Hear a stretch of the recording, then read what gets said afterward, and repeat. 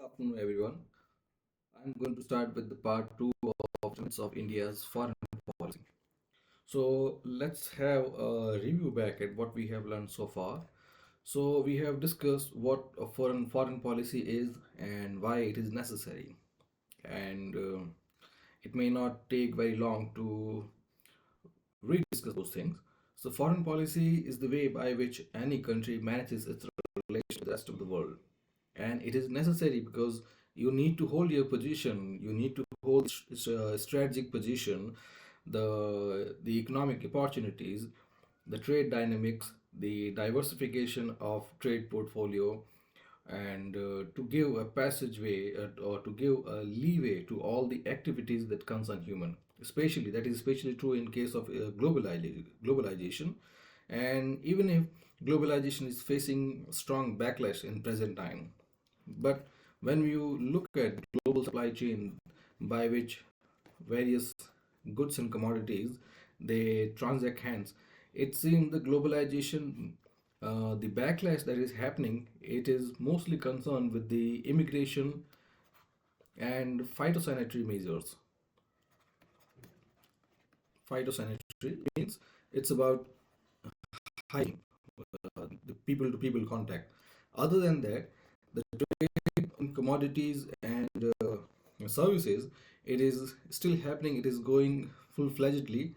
So, for all these reasons, it is necessary to have a clear cut strategy about your foreign policy, how you are going to deal with your neighbors, with the people you are surrounded with, the people you talk to, with the people who may become a security threat, with the people who may come to your rescue, your help whenever the time comes.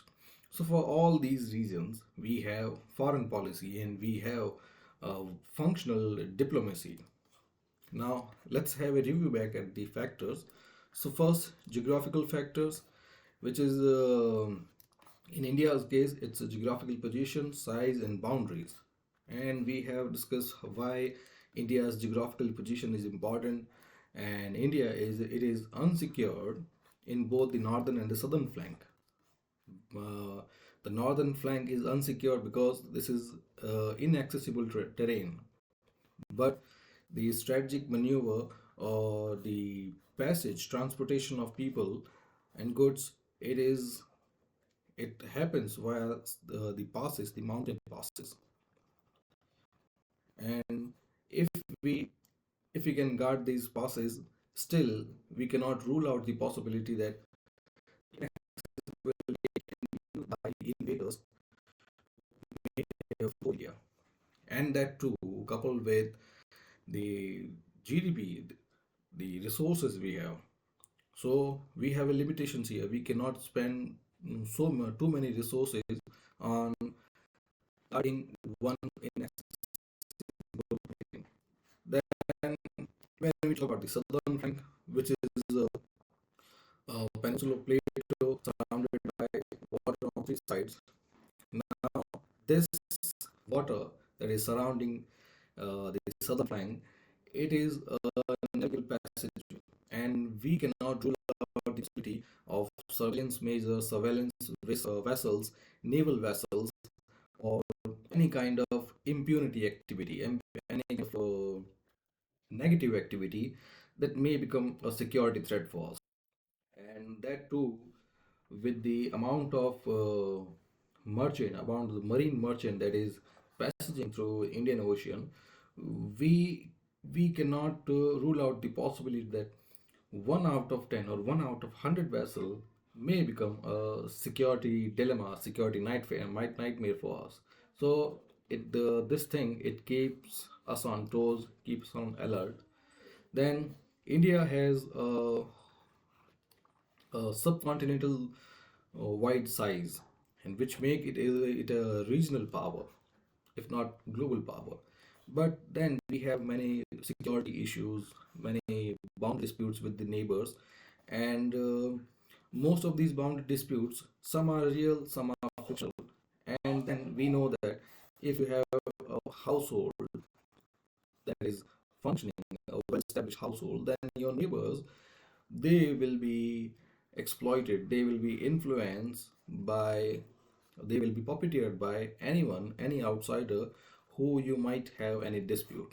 And this possibility, it also cannot be distanced, because um, we may not be sure who is going to be your and mighty, who is going to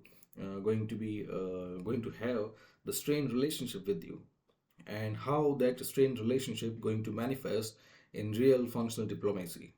Because even if you have a strained relationship with any European country, now that European country may be around 5,000 kilometers away from you, but then you cannot ignore this possibility that that powerful distant neighbor may influence your immediate neighbor in a negative way, in in a way that the neighbor for a brief time may act as a nuisance. Just like we talk about the situation of Nepal, which is being puppeteered by both Pakistan and China. Then these boundaries situations are here to stay, and most of the issues, they the most of the fictional problem, they will not be resolved.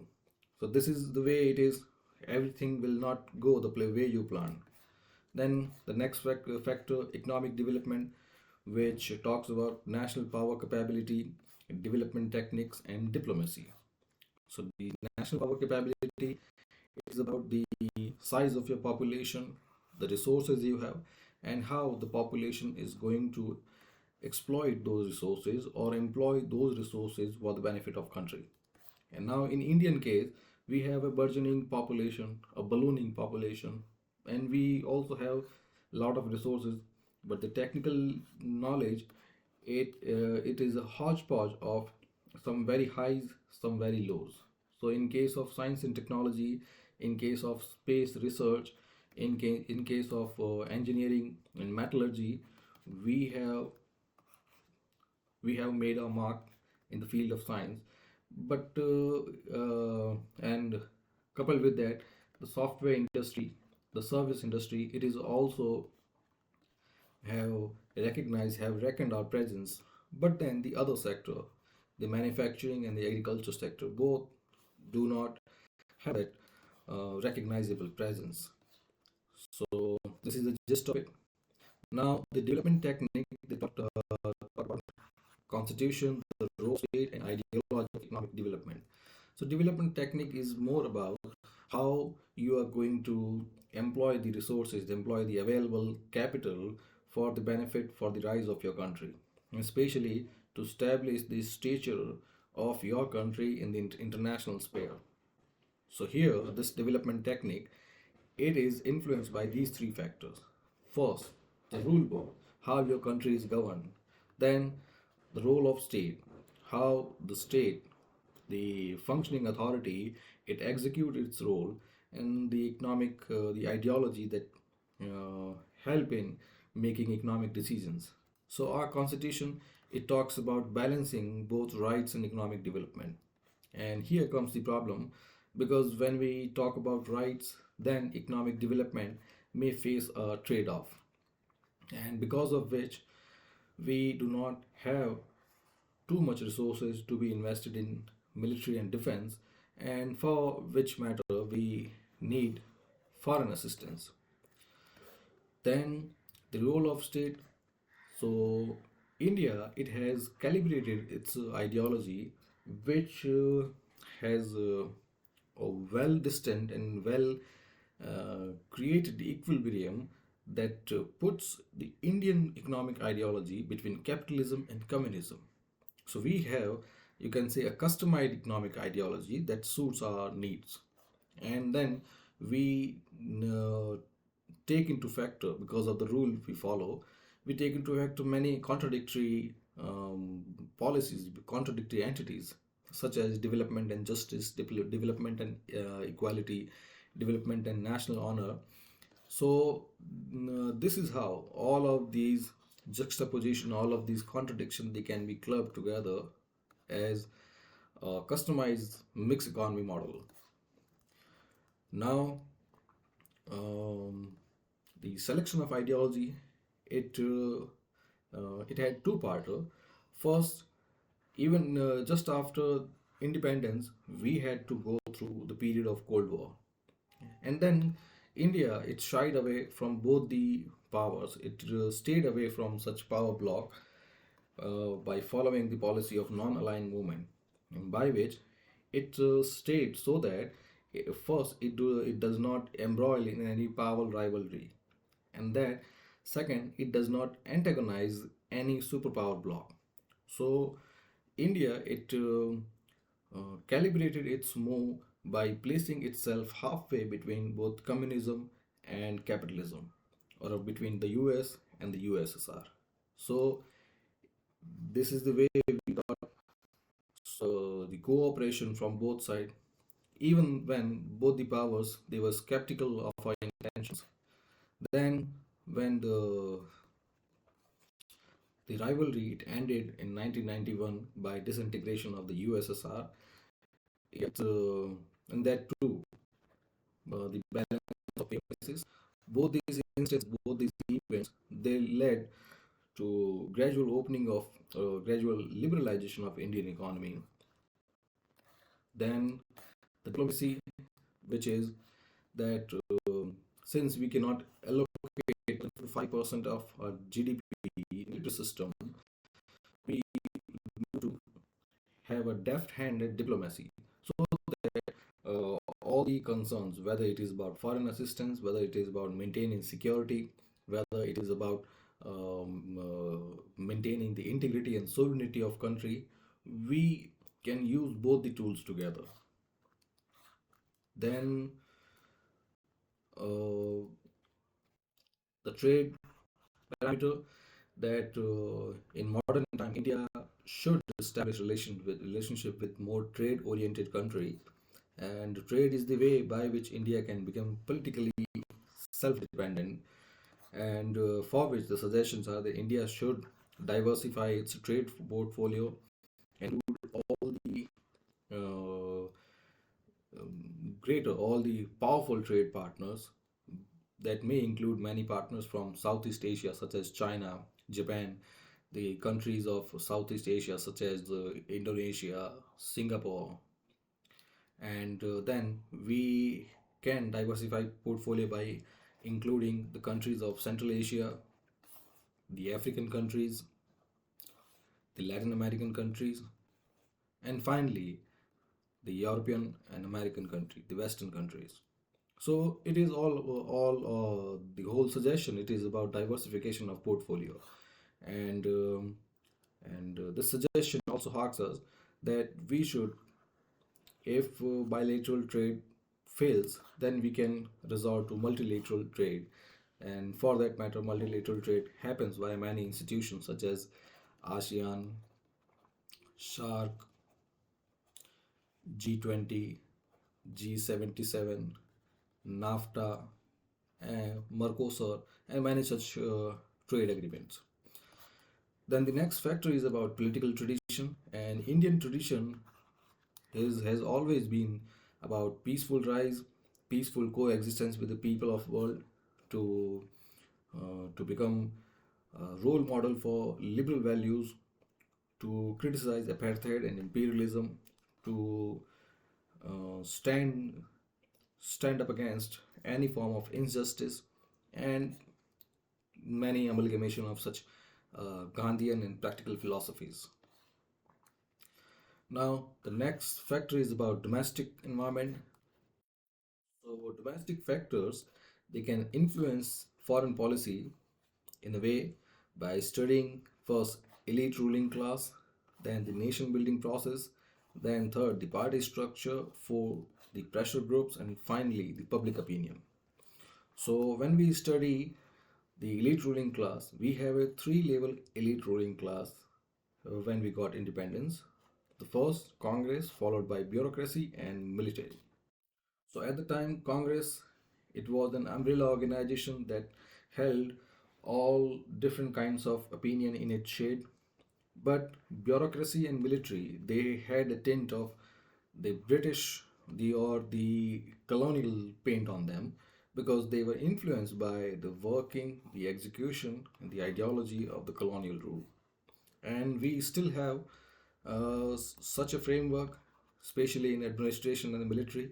But it is required that all the three elites, the political masters, military, and bureaucracy, they work in tandem to give new direction to foreign policy. Then it is about the social diversity of India, social, linguistic, cultural, religional, regional, all such diversity. Here, regionalism and casteism has been mentioned because both of these, they can be called as perverted version of or vulgar version of diversity, because in their genesis or in their true form they are not that bad, but in their present form, both the ideology regionalism, casteism, and you can take communalism, so all forms of these groupism, they have taken a negative strand or negative way by becoming mm, divisive, and then they also creating a polarized atmosphere, and all such negative issue, polarization, divisive politics, communal politics, caste politics, all of them, all the identity and sectional politics, it creates it shows India in a poor light externally. Then, when we talk about party structure, so India follows a parliamentary structure, and even if decisions are taken by formally taken by ruling party, it cannot avoid the views of the opposition and various coalition partner, especially in the multi-party system. And then finally, we are going to start with the role of pressure groups. So there is a lack of particular studies on the influence of pressure group on India's foreign policy, because such a study is or it is in its early age. We do not have that much data, and that too coupled with the basic literacy, basic foreign literacy of people, basic you can say um, recognition of people, of knowledge of people regarding foreign affairs of international affairs, and we all know that such a study or such knowledge, it is still in budding stage. So this information, this analysis is missing. But yes, we can say there are many lobbies, many business groups, and those business pressure groups, they have influenced India's foreign policy in many ways. So many business groups such as FICCI, CII, they have started influencing Indian policy after India opened its door for LPG reforms. And then we have many NGOs, multinational corporations, they also help in formulation of India's economic foreign policy. Then let's talk about public opinion. So public opinion also exert influence on foreign policy, but up to a limited level. It has less impact because there are three reasons. First, backwardness of Indian public in various fields, especially with the knowledge of foreign affairs. They have very little information about foreign policy and the lack of means of communication with the public. So, all the three issues, uh, even if some educated and aware citizens, they want to convey their foreign policy thought, but convey their insights to the external affairs ministry, but that communication, that large communication is still missing. And even if we have so many news channel talk shows, we may talk about domestic affairs, we may talk about the domestic politics, the route it has taken, the reforms they may ensue, but there is very little talk about foreign affairs, international issues. So this is some kind of a beginning. This function is performed in India by institution of Indian public opinion, but in a limited manner, and partially this function is performed by newspaper editorials, debate of parliament, and public speeches. And all in all, this means This public opinion on foreign policy, the influence of public opinion on foreign policy, it is still in analyzing budding stage. Then the next factor, military capability. So the military capability has important place in determination of foreign policy of country, but two things must be taken into consideration. First, military capability is not independent itself, but is dependent on economic position of a country. So it means that any country, whether big or small, powerful or less powerful, hegemon or subjugated, its economic position in the world, it matters a lot, which means its GDP, and we we cannot rely totally on GDP. We should come down to GNP, that is gross national product, then NNP, net national product, and finally to individual disposable income. So it is the individual disposable income that shows the true might of a country. That when this GNP is averaged out, what amount of money is available in the purse of an individual for disposal, because this disposable income is the true might, it is the true power. Because if you cannot spend, if you do not have the money, then you cannot spend, and if you cannot spend, then you do not have the purchasing parity. So purchasing parity is more like purchasing power, and it money does not matter, money does not hold any influence until it is spent. If you have a lot of money, if you have a a house full of money, but if you are not spending it, and if you have vowed, if you have taken a vow that I would not spend this money, then the same money will mean nothing. Ultimately, its value will go down. If the same money is kept occupied, it kept unused and unspent for a long time, this money will lose its value. Because money has the power only when it is circulated. Otherwise,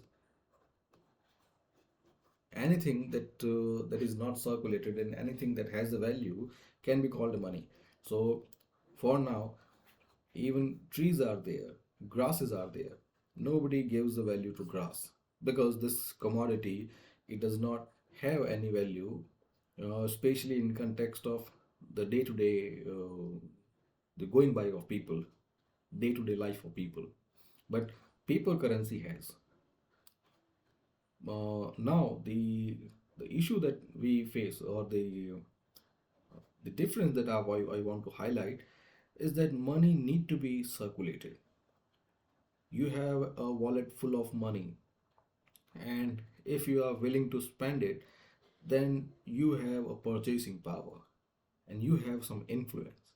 So that's why I said that it is the individual disposable income that is the true power, because it will give Indian citizens purchasing power. And when they purchase, then all the trade partner, all the traders, whichever country they belong to, they will they will act on the bidding, they will all act on the wishes of the man who is going to purchase. So this relationship between buyer and seller, this is the ultimate gist everywhere. And this common fundamental is often overlooked in all affairs, in social position, in international position, in lifestyle issue, in a psychological issue, in all, you can say, public relations, in one-to-one conversation. This simple thing is often ignored for the sake of all the factors that do not matter. Well, so if India has money, then this money can be spent and this money can be spent both domestically and internationally. If this money is spent domestically for defense modernization or military modernization, then this will be beneficial for military, and the military capability will increase. And if the same money is spent on international military sellers, international military vendors, then also those technologies, those equipment, they will also arrive in our country, such as Rafale. So all in all, military spending, it depend a lot on the country's economic position. Then second, military power as an authoritative element is important and necessary for great power, but it is not so in case of a developing country like India. The main reason is that India cannot play a strong role on the solely on basis of its military power in the world. So the meaning of this passage is that yes, military power is necessary. It has an authoritative element, which means a dominant element, a dominant streak. But this military power cannot be used or cannot be used to leverage anything against the great power, such as the US, China, many European countries. So these Western power, these great powers, they cannot be played by using the military power. The reason for which is that India could not and may not spend a lot of money in the immediate future on military spending. And these countries, US and China, they spend 9 to 10% of their GDP on military alone. And when you consider 9 to 10% of their GDP, that too multiplied by their own GDP, which is more than 10 to 12 trillion US dollar, then this becomes a humongous amount. The same amount when spent on military, it makes their military not only modernizing but also futuristic. And we do not have any chance as of now. For now, we do not have any chance to defeat them or to leverage them solely by use of military power. So that's why India has to be dependent on diplomacy up to a large extent, and it becomes necessary for India to keep sufficient military to secure its national boundary.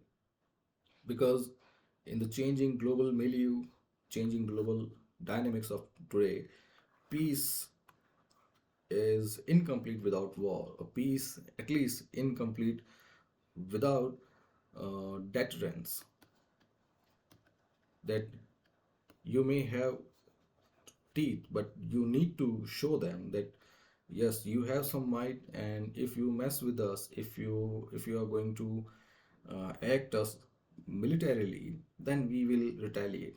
And India's uh, nuclear policy, no first use, also stand as a deterrent in this international sphere. So this no first use policy, it says if any country attacks India, India will not use nuclear weapon in the first place. But if any country attacks India, then India will follow with massive retaliation. Not only retaliation, but massive nuclear retaliation. So this is a kind of deterrence that is necessary in this world which has become rogue. You have you may be aware about the international issues that is the international troubles that is going in the world, and these uh, these skirmishes or these fights, these are contagious. We may not know when the fire is going to spread from its native place to engulf the surrounding, and this contagion, it may spread faster than the wildfire. We do not know, because the history by our First World War and Second World War, it shows that we may not be sure about the intention of all the global players, and sometimes uh, You can say a small ignition, a small trigger, it can set everything ablaze, and we may not be ready for it. Then India has a very low military budget where big powers spend 6 to 15% of their national income on military capability. India spends less than 2.5% in comparison to its neighbor Pakistan, which spends 7%, and China 7 to 9%. And you must keep in this mind this is 7% of their GDP. So in case of Pakistan, this may not matter much, but in case of China, which is a 12 trillion economy, $12 trillion economy, 7%, it would amount to around 8.4 billion, and this is a really big sum. Now the next factor, national character. So national character is about what nation generally believes in ideological platform. What is the total national character of a citizen? So when we talk about Indian character, Indian national character, we are, accommodative people, and we value values. We are people who believe in values, we believe in social cohesion.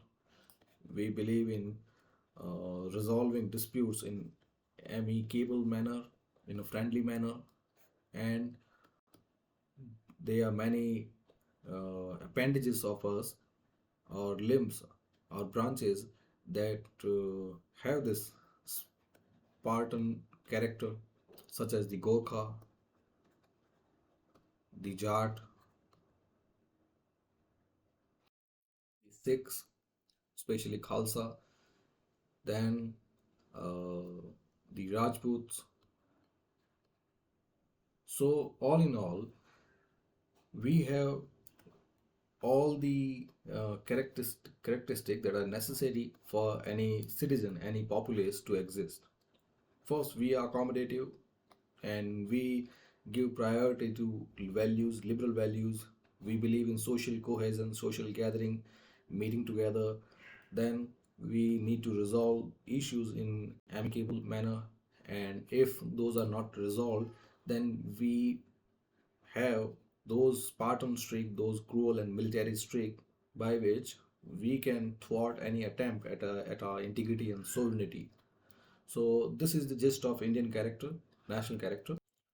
Then the the national character approach to study foreign policy, to give inputs for foreign policy, should be based on the approaches of decision makers, ambassadors, international observer, or representatives, along with criticism and realism. In Indian context, we talk about this factor, we have to understand the basic aspects of Indian culture.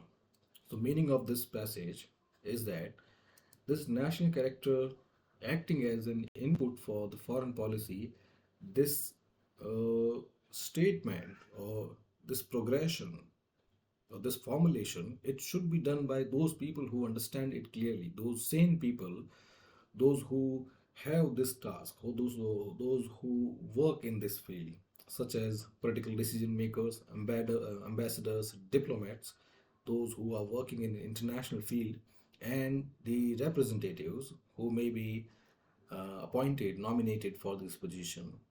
It is because this national character study, it should not be taken lightly, because any antisocial, any rogue element, any careless or irresponsible person may paint this picture in a negative light. And this is not about tainting a reputation of a single person, tainting or maligning the reputation of an individual. It is about a whole nation. It is about a single character of a nation. And if our character, if it is maligned, if it is put or brought out in a negative way, then it becomes a matter of concern, especially if you have irresponsibly tasked an irresponsible person to list out the national character inputs. So the point is, we should rely on those people who at least work in a balanced or non-biased way. And then Indian national character cannot be given out without studying Indian culture, studying basic aspects of Indian culture. So in our culture, the emphasis is laid on God, means religion, goodness, qualities, the virtues, the religious aspect, social harmony, unification. So hence the idea, approaches and criticism coming out of main currents of culture are reflected through the ideas of policymakers, ambassadors, representatives, and through international issues and conferences. The meaning of the last passage is that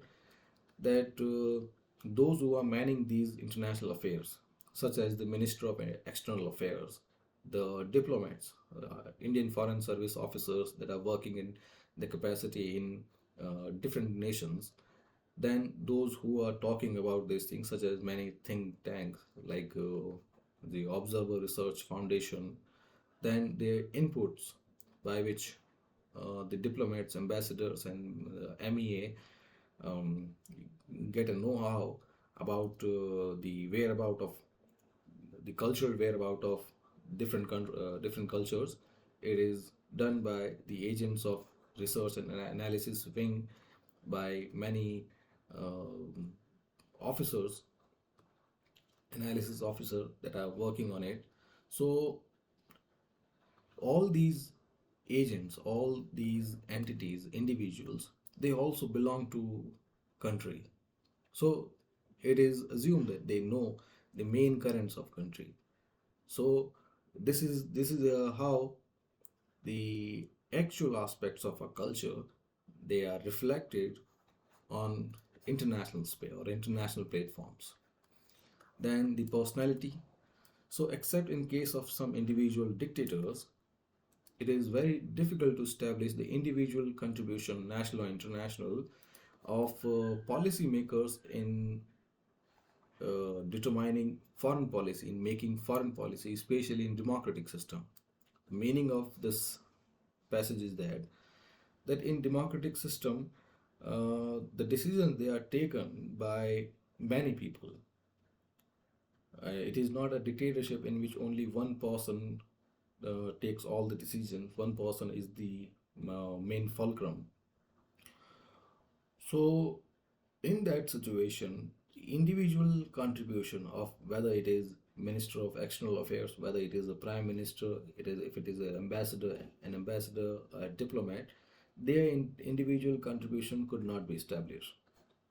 But in some democratic system, if Prime Minister is politically very strong or having a charismatic personality, then uh, he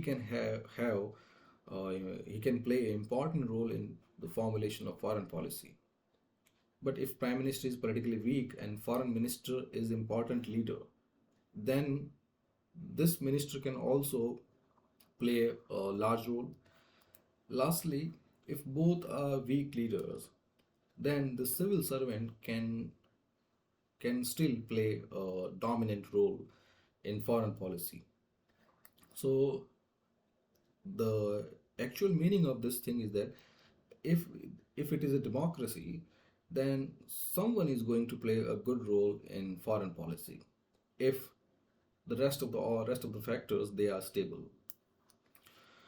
So from this angle, India's foreign policy has been influenced basically by personality of Nehru and to some extent by Indira Gandhi, Lal Bahadur Shastri, Rajiv Gandhi, P.V. Narasimha Rao, I.K. Gujral, A.B. Vajpayee, and Manmohan Singh. And as you know, Nehru, he ruled from 1947. He acted in the capacity of Prime Minister from 1947 to his death in 1964. And he was a man of cosmopolitan views, global views, and if you are not aware, in even as a working in the capacity of Prime Minister, he held the portfolio of foreign ministry with him till his death. So because he wanted to present India's stature in a different light, he wanted to be the harbinger, he wanted to be the torchlight that projects India's personality, India's character on the international platform in the way it is. Then the rule of Indira Gandhi. So, if you're not aware, after the death of Nehru, Lal Bahadur Shastri, he acted as a prime minister. He was prime minister for 2 years until his death in a plane crash in 1966. Then, from 1967 to 1977, and then 1980 to 84, Indira Gandhi stayed as the prime minister. And because of her powerful personality, powerful and charismatic personality, she did influence foreign policy, and her decision, even they could be, they are often quoted as semi-dictator, dictatorial. She held the foreign portfolio, and she influenced foreign policy in a major way. Then Lal Bahadur Shastri, he was not of this international background, and he did not uh, belong to this environment. But yet, he his role was that he was in favor of such institutional development and foreign policy. Let me put it in this way. Okay, the clutter is clear. Now, Shastri, he did not belong to this background or this environment, yet he was in favor of institutional development on foreign policy. Because even if a prime minister is not aware or not inclined up to the studies and the dynamics of foreign policy, yet it is his decision or it is his inclination that may give a good direction to foreign policy. So this was true in case of Sastri, that in those 2 years of his staying in power, his lack of background and environment did not stop him from giving a good direction, a positive direction to the establishment of, to the development of foreign policy based on the input given by his foreign minister and the top diplomats. Then, two things were definitely new about the leadership of Gandhi. So, after the assassination of Indira Gandhi in 1984, the era of social, you can say, the social incumbency, or in a different way, the era of social power structure, it came to an end. And the things, uh, starting with the leadership of Rajiv Gandhi, because now the era of the era of socialism, it was gradually fading, and the people, Indian and the people from abroad, both of them, they needed that India should traverse a different direction, a direction of opening up, a direction of liberalization and capitalism. And Rajiv Gandhi, he started this affair. He started this trend of pragmatism. So he was a product of post-independent generation. He was not clearly associated with any particular ideology, especially not attached with the social dynamics of that time. He was more close to Western culture due to his education, lifestyle, and marriage, and his foreign policy was based on world context of Nehru and regional dominance of Indira Gandhi. Then, government of VP Singh and Chandrasekhar, they could not perform well due to their short terms, because after the assassination of Rajiv Gandhi, there came a brief time of multiple coalition government, and most of these government, they could not stay in power for long time because of lack of no confidence motion, lack of confidence, or the passage of no confidence motion. Then, during the tenure of Narsimha Rao, the the unimaginable turbulence, especially in the balance of payment crisis. In that time, Manmohan Singh was the finance minister, and both of them, they helped in clearing the blockages that stop India from growing.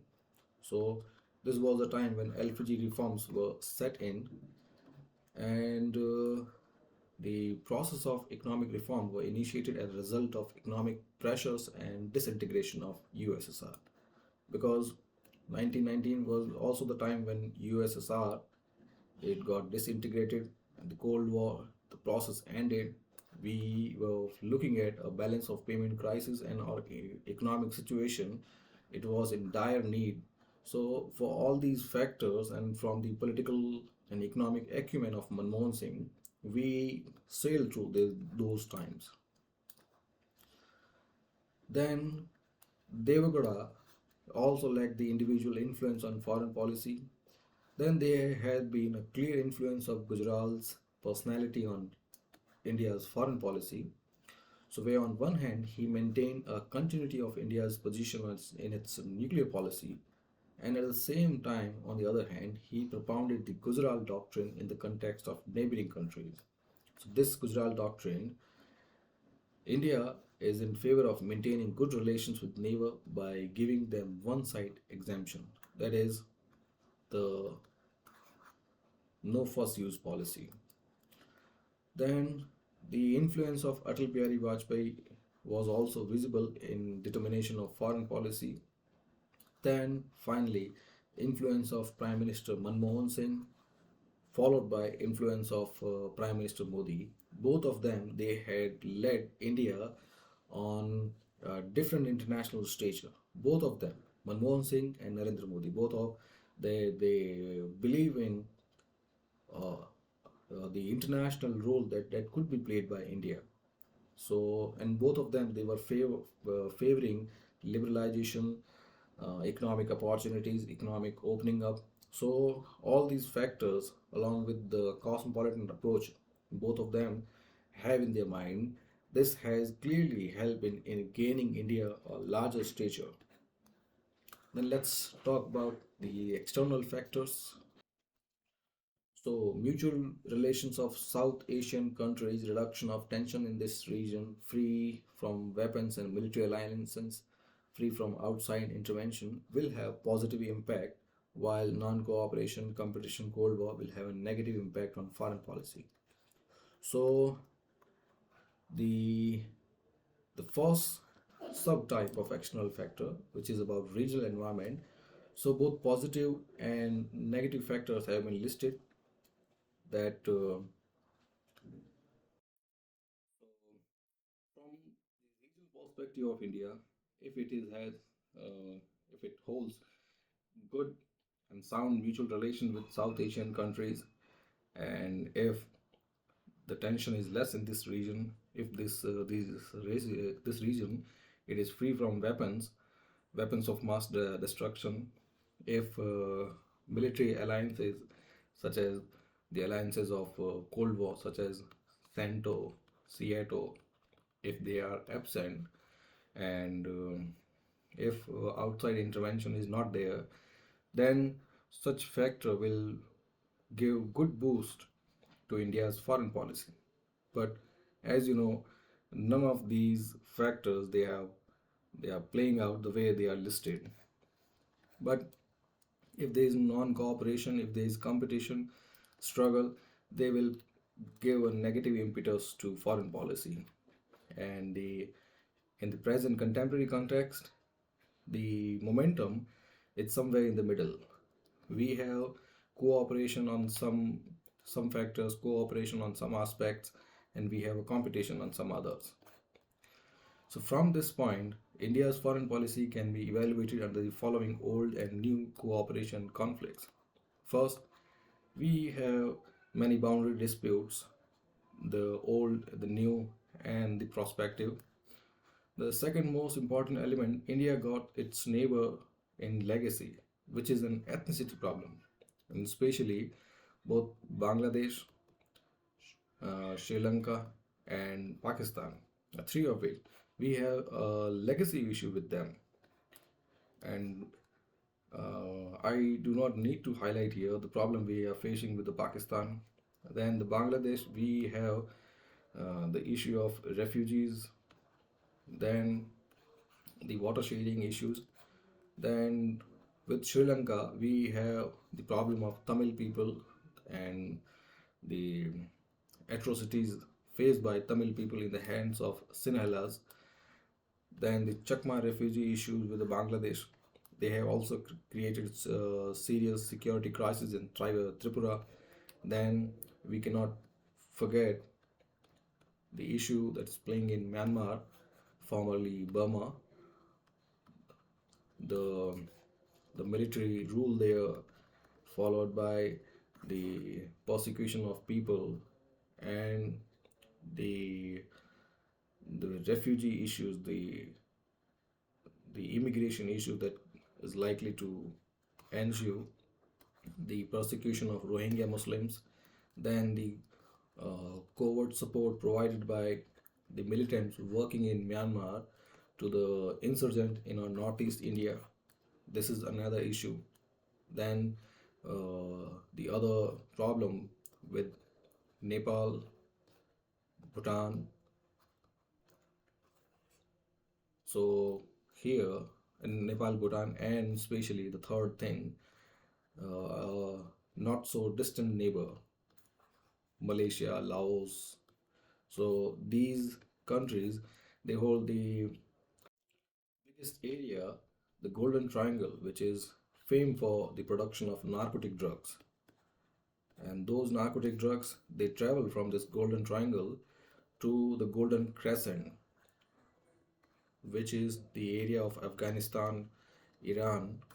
So, and it will not be difficult to understand that these two countries, they are diagonally crisscrossing India, because the passage of which India cannot stay immune from it. So the drug trade, it has a bigger menace more than it has in the country that produces it, Golden Triangle countries, and the country that supplies it, the Golden Crescent country. Then the issue with Nepal, the first, it is puppeteered by the big neighbors. Then it may act as a nuisance. Bhutan, we have a stable relationship with it now, but because of its small size and relative accommodative stance, it provides a clue that in the future it is going to take the sides of the bigger powers, or whoever holds this way, whoever holds the reign. Bhutan will walk the line. Then another problem is about the attitude of small neighbors towards India. So, because of the stature, the economic power, the military capability, and population of India, India is considered a regional hegemon, a kind of big brother, and as such, feared for many such symbols. And many because of this wrong perception, this negative perception of big brotherly image, many treaty and agreements which India tries to um, India provides so that the whole area can be integrated. But all such economic treaties, or economic, political, cultural treaties, they are seen with skepticism. They create doubts in these countries towards the policies of India, and that too when such small neighbors, they have a hand of a big player, then things become more murky. Then the instances in which the steps of India, they created an illusion. First, the sending of peacekeeping forces in Sri Lanka during the Sri Lankan civil war, and then the political intervention in Maldives. Both of them, they had created the sign that India is gaining a stature as a regional hegemon, a regional dominant power, and the same power, the same rise is is disliked by China, which itself want to project, which itself want to become a global power. for which it sees India as a threat. Then the production and use of many missiles, Prithvi, Agni, Akash, Nag, Trishul, under Integrated Guided Missile Development Program, which started in 1983, also started the perception of India as a power of big brother or power of a regional dominant, this military intervention dimension, I may not be very supportive of it. All I want to project is India, because of all the initiative, India has the nuclear weapons, India has economic stature, India has big market, India has a functioning democracy. The people here, they are educated, and all of them, all these initiative, when look in totality, it gives the perception of India not via the military angle, but it gives a perception of a regionally dominant power. That is for sure. Then, along with the negative attitude about India, there have been some positive functions as well. That all these nations, they had strengthened the position of SARC together, SARC and BIMSTEC, and many of the countries, they are also part of the greater Southeast Asian group, the ASEAN. And on the one side, they have prepared a code of conduct for consensus on some matters mutually. Then on the other side, they have also achieved a lot on economic field. Then the second external factor is about international environment. So the international environment, it from the Indian context, this the role of international environment can be studied in two ways. First, the Cold War period from 1947 to 1991, then the post Cold War period after 1991. So this Cold War period, in which there were many multilateral alliances by the US, like CENTO, Central Treaty Organization, SEATO, Southeast Asian Treaty Organization, NATO, and many bilateral alliances like America Pak Military Alliance 1940. They are worth mentioning. So in this time, when India and many newly liberated countries of Asia, South Africa, Asia, Africa, and Latin America, they followed the policy of non-alignment. Such groupings were proliferating, especially by the onset of, or especially by the prodding of both the powers, the US and the USSR. So India was not interested in joining any power bloc and wanted to examine every issue on the basis of its merit and demerits. But this stand, it was taken in negative way, and during during the height of Cold War, the India's foreign policy, it was analyzed in a skeptical, in a doubtful light. So that's why India had to face a tough struggle and opposition of great power while justifying its policy of non-alignment. So because this does not happen in practical matter. In practical matters, the policy of non-alignment, it could have suited that time. But in the modern context, in the present time, non-alignment, I don't know if it will be favorable, because if you are bombarded, if your cities are bombarded, if there is no distinction between uh, the civil and military casualties, in such a case, the policy of non-alignment may not stand the test of time. So that was also visible, that was also skeptical at that time, because uh, on in the peak of war that raged between two power blocks, if some countries, if a group of countries, they stand about neutrality, then their neutrality will be looked with sneer, because this does not happen. This cannot happen. I don't know how um, the people of all the newly independent country, they sailed through those times, because uh, at any time, if two nuclear powers are there and two of them they are fighting, non-alignment may be a very risky endeavor. I do not say that it was a wrong idea, it was a wrong chain of event, but it was a risky adventure. Then the second most important factor in the as an important international factor in the formulation of foreign policy was the militarization of Indian Ocean.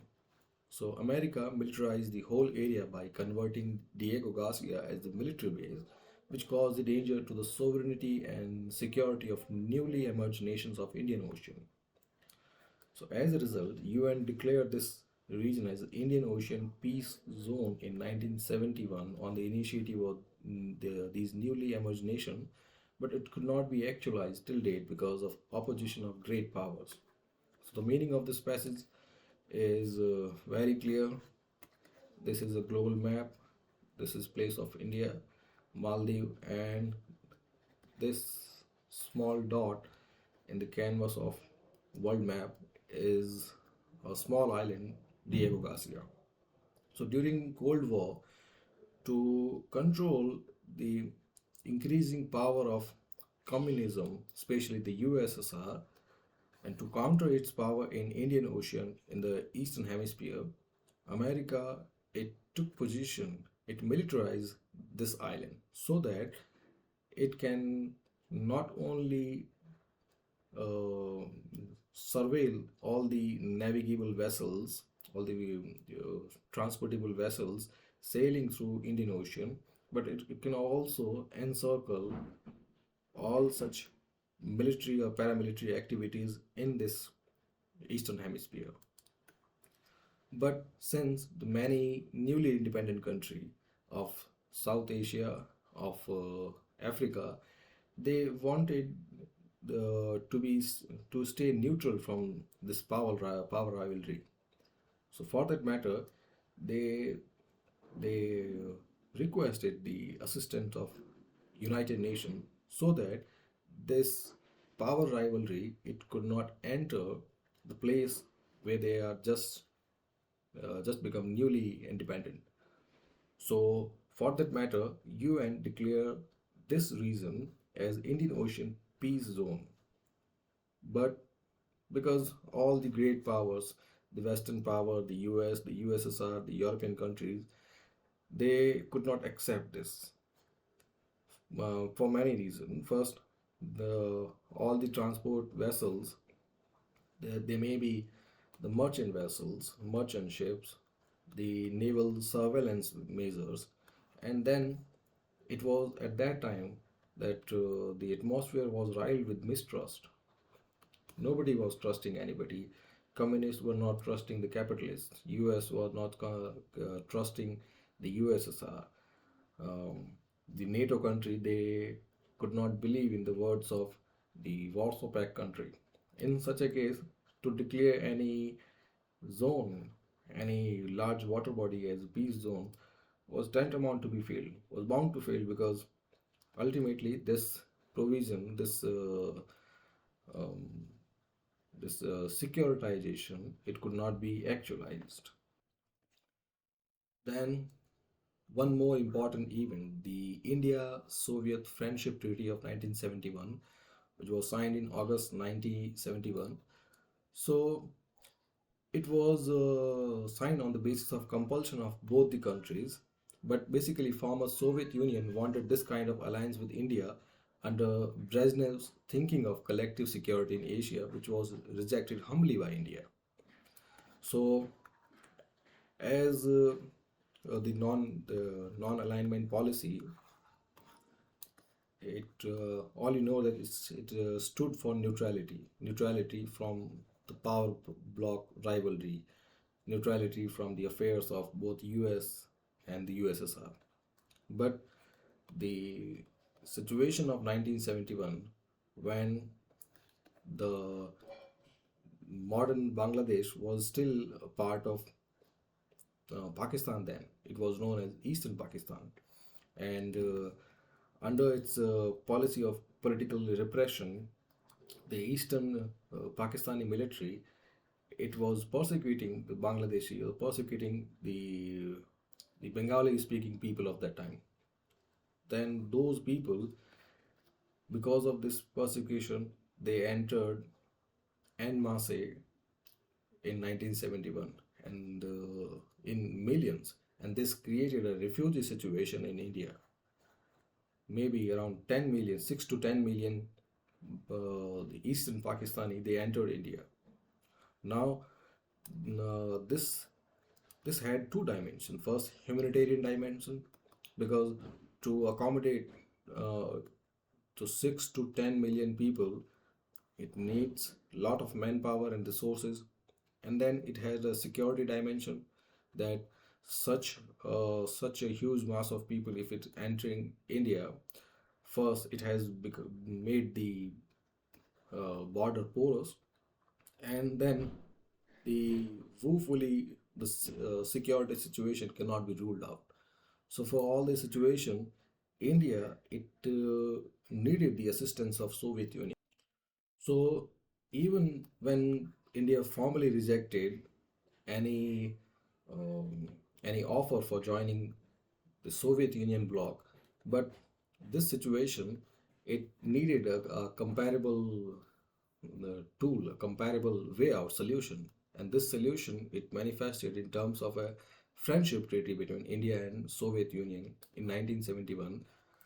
So, and along with the refugee issue, there were many other things going on, such as encirclement of India and Soviet Union from the Western countries, from Pakistan, from China, Japan. All of them, they were trying to encircle the Indian Ocean uh, region, so that both India, both Asia and Soviet Union, um, they could be held by neck.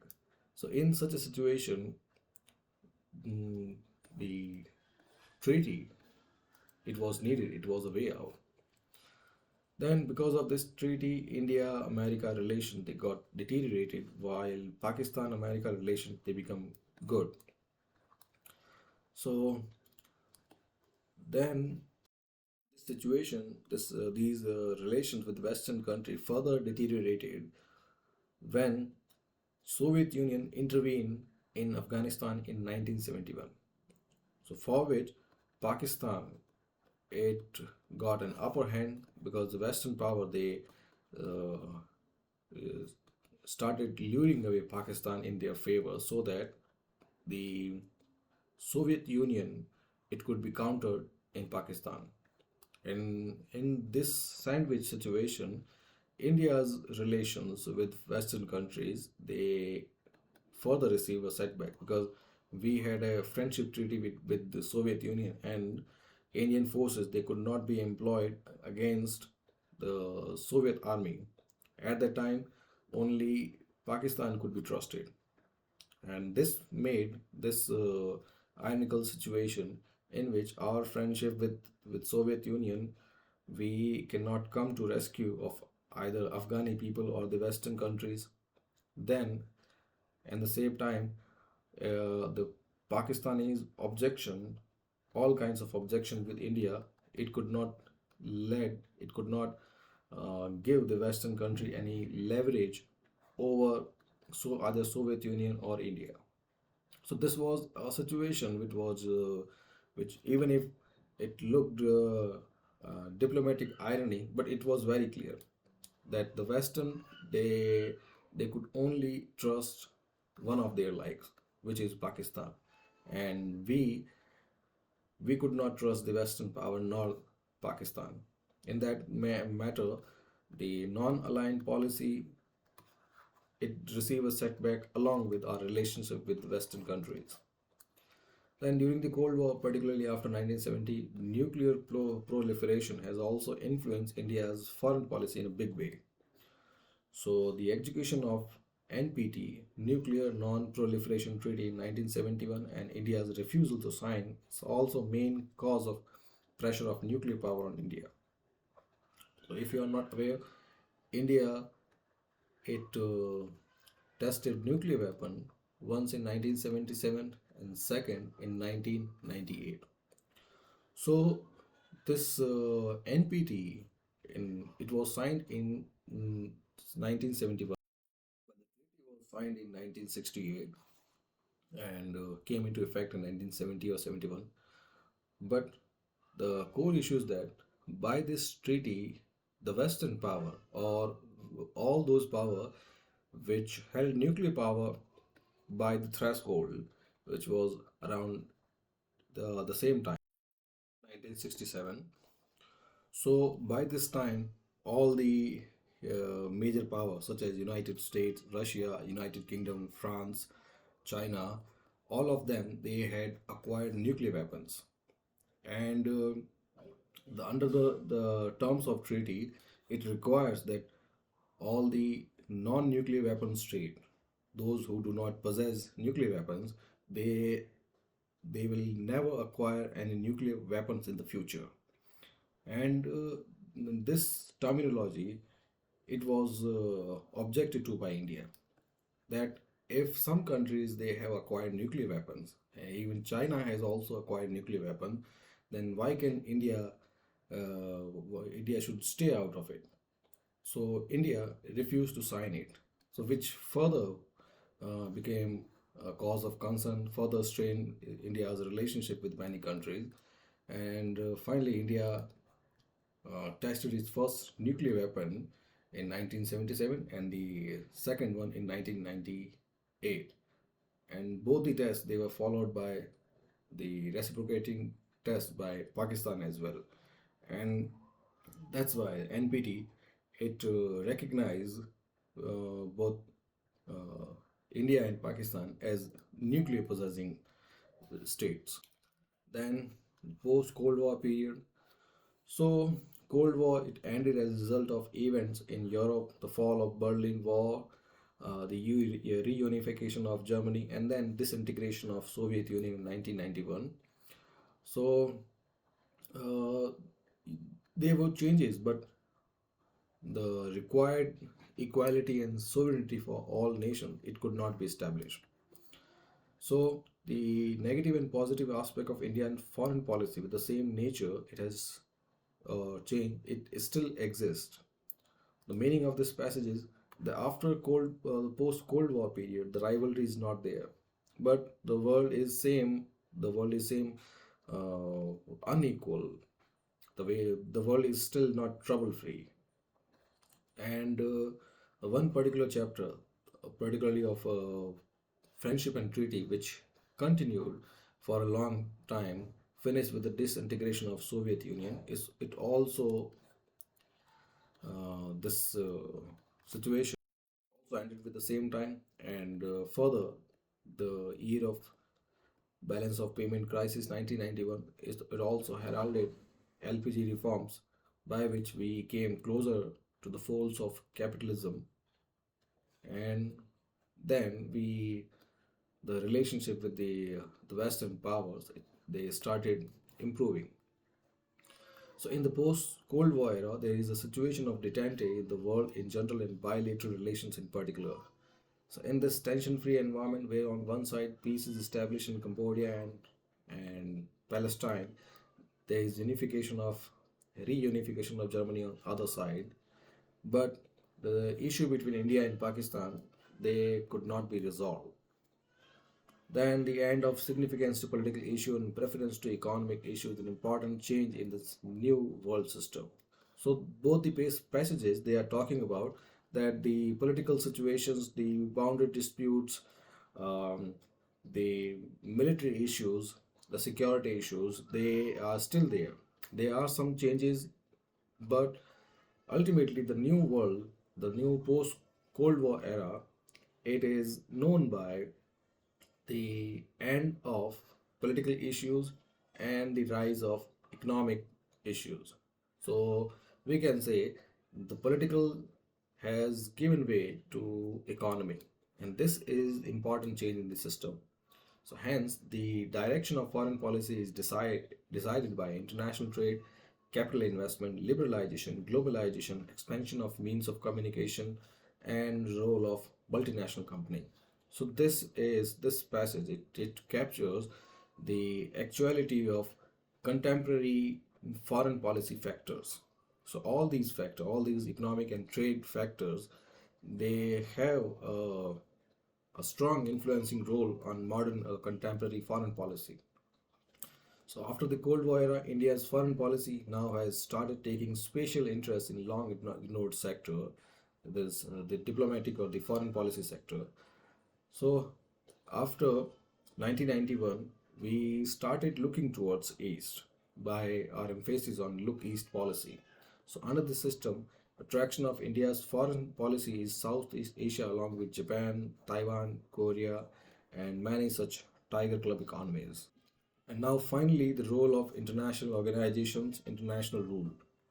So India has from the beginning in favor of establishing a peaceful, non-violent and equitable world structure.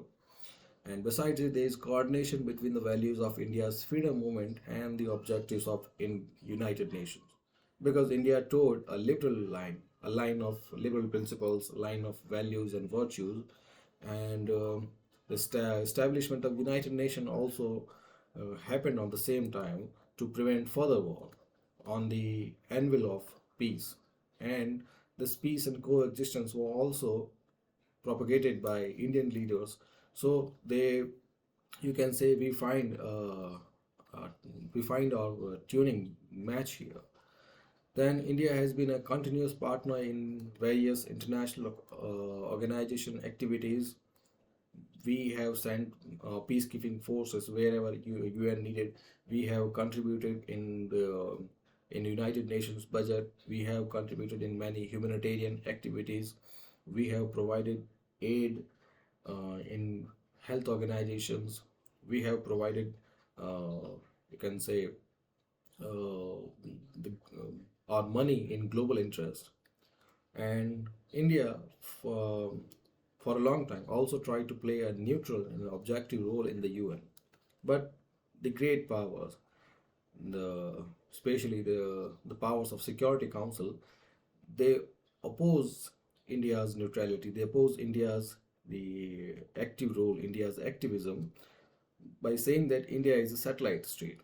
Most of the concern, most of the issues that are played out by UN, they do not concern India, which is situated somewhere deep as a protrusion in Indian Ocean. Then, after the Cold War, post-Cold War era, the issue of debate has changed. So the Gulf War, it has posed question on the UN, and besides, it is now open that the use of Part 7 of the UN treaty, the Part 7, which is coercive methods, it is increasingly used instead of peaceful means, which is listed in Part 6. So it means Security Council, it has more important role than the General Assembly, which is the administrative, the governance structure of the UN. Security Council, it has 5 veto holding members, and all 5 are nuclear powers. And General Assembly, it composed of all the UN members. And the UN Constitution, the UN Charter, it talks about exhausting the Part 7 method, which is exhausting the coercive methods before using the Part 6, which is, the other way around. Exhausting the peaceful means. First, try out all the peaceful means, and if even if the situation is not found, then you can resort to coercive methods, security methods. But we have seen that great powers, European powers, and which are led by the US, they have increasingly flouted all these rules. US, it had intervened in Vietnam, in Afghanistan, in Iraq, and wherever it found its national interest. So this is the contemporary situation, and for that matter, India has asked for democratization of Security Council, which is justified and sound. And India has also asked for many UN reforms, which are in the pipelines and which are echoed by many like-minded members. So this is it. Thank you very much.